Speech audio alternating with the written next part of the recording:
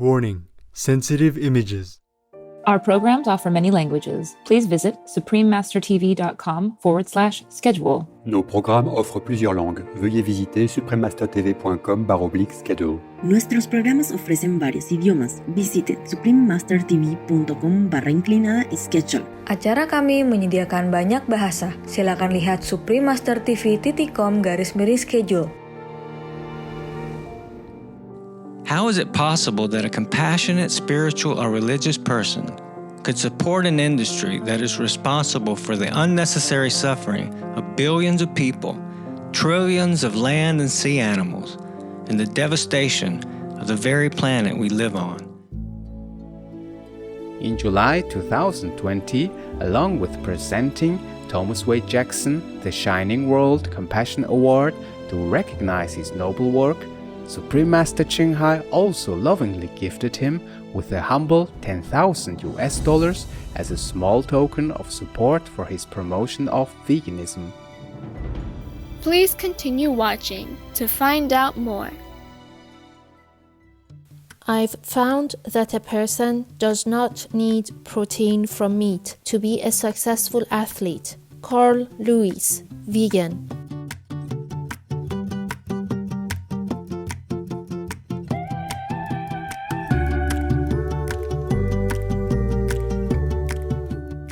If you hear Haumehereth, that means hello in Bashkir, one of the official languages spoken in the Republic of Bashkortostan. Benevolent viewers, I am Alisher. The gentle people of Bashkortostan wish you an abundant and joyful life.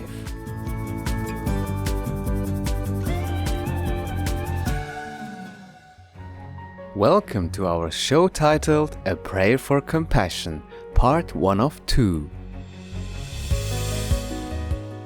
In this series, we are privileged to introduce an extraordinary, vegan-focused documentary called A Prayer for Compassion, produced and directed by Mr. Thomas Wade Jackson, an award-winning American filmmaker, photographer, musician, and Shining World Compassion Award recipient.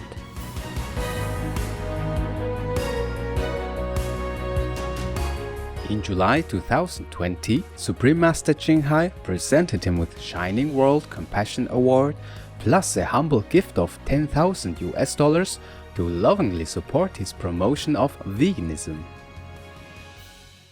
Supreme Master Ching Hai is deeply grateful to the beloved God for all the financial help, comfort, and support to the afflicted and needy, and or any good cause over the years, as a humble vessel for Here's compassion and love toward Here's precious children.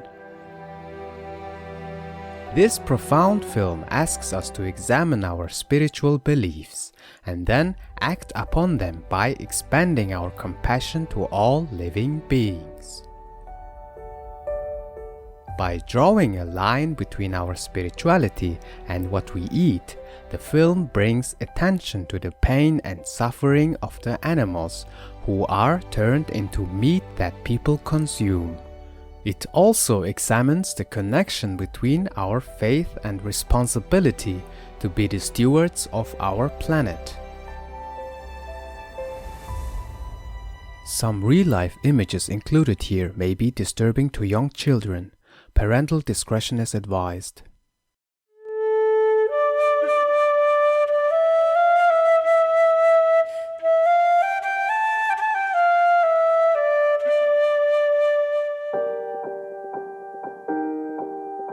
How can we expect ourselves to have lives of joy and freedom and spiritual clarity when we are sowing the seeds of the opposite of that?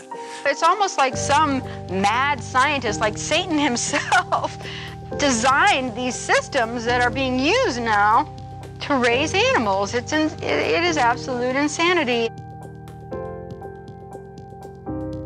I don't get how you can love everything Jesus says and then participate in a mechanized system of mass slaughter that involves pain beyond your wildest imagination. Even keeping quiet and silent about the violence you are part of that violence.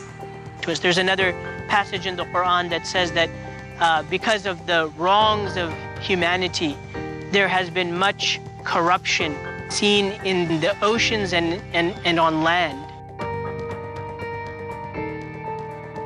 So for a few moments in which we're enjoying what is really just a palate preference, we're taking what is most essential to animals, their very lives. And that's the opposite of compassion, it seems to me. We are ashamed of our ancestors who owned slaves. We are ashamed of our ancestors who believed in segregation. So too, our grandchildren will be ashamed of what we allowed to happen on our watch. Each of us has to ask ourselves a spiritual question. What side do I want to tell my grandchildren I was on? Was I on the side of mercy and compassion, or was I on the blind side that helped to perpetuate suffering? This little light of mine, I'm gonna let it shine. This little light of mine, I'm gonna let it shine. This little light of mine, I'm gonna let it shine. This one is for you. Shine, let it shine, let it shine. This is my daughter Melody. She's the reason I'm making this documentary.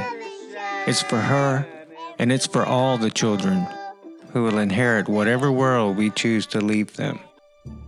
After learning about the devastating consequences that livestock raising has on the planet, Thomas Wade Jackson knew he had to take action. In search of answers, he prayed and meditated. During that meditation, this question popped into my mind. How is it possible that a compassionate spiritual or religious person could support an industry that is responsible for the unnecessary suffering of billions of people, trillions of land and sea animals, and the devastation of the very planet we live on? That question would end up taking me on a journey throughout the United States and around the globe to explore the teachings of kindness and compassion that form the basis of all the world's main religions, and the not-so-main ones as well, and try to understand how so many people of faith are doing unto others that which they would never wish done unto themselves. During his travels, Thomas speaks to people who are trying to heal the planet, save the animals, and better public health through spreading ideals regarding a compassionate life and diet. Compassion is at the core of our being. That's who we really are. This is the reason why, collectively, compassion is going to win. Well, concern for animals has long been a part of Unitarianism and Universalism. Jeremy Bentham was a Unitarian legal scholar who, in the 1860s, said that the morally relevant question about animals was not whether they could reason or whether they could talk, but whether they could suffer. And it's so clear now with today's science, as it was clear then to anyone with common sense, that animals do suffer greatly, especially those in our food system, as it's been practiced in the past 50 years. I think if some of our great chiefs were alive today, they would be horrified and they would be incredibly heartbroken, because they themselves would never do what we're doing today.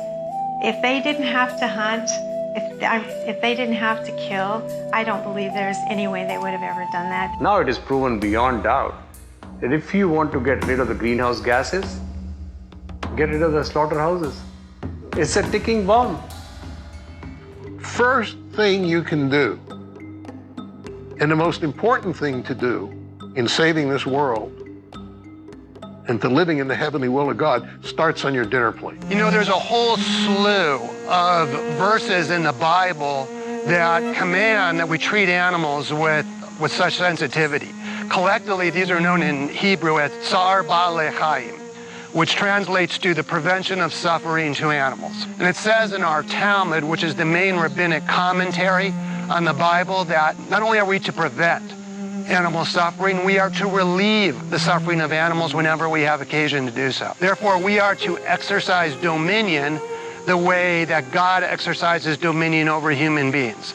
And any rabbi will tell you The primary attributes of God's dominion are mercy and compassion. Only because of the taste buds, only because of our own greed, only because of our own satisfaction of the senses. When are we going to become sensitive? When are we going to understand? Because each and every living being is given a different instrument, and it's a symphony, and we are creating a music out of that instrument, and we forget that each and every one's life is intertwined with each other. How can we disturb one living being? So, be a whisper or be a scream. Just be the voice for the voiceless being. In the Muslim faith, we have this really beautiful saying from the Prophet Muhammad, peace and blessings be upon him, in which he says that none of you truly have attained to faith until you love for one another what you love for your own self. The Prophet Muhammad, peace and blessings be upon him, he said that on the day of resurrection, when people will have to answer for their deeds before God, one will even have to answer for the innocent sparrow that they killed. To learn more about Thomas Wade Jackson and A Prayer for Compassion, please visit aprayerforcompassion.com. A Prayer for Compassion is available to rent or purchase on Vimeo.com, as well as to rent on Amazon.com. Vegan, because we have to be humane beings.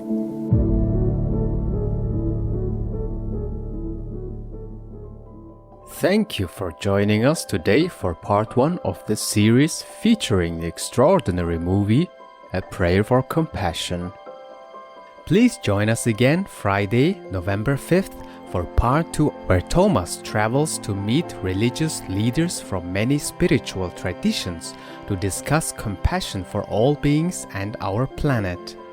Coming up next is Governments Should Be Pro-Life and Promote Veganism, part 3 of 8. On Between Master and Disciples, right after noteworthy news. May humanity turn vegan to extend our love and care to all animal friends. Our programs offer many languages. Please visit suprememastertv.com/schedule and suprememastertv.com/show.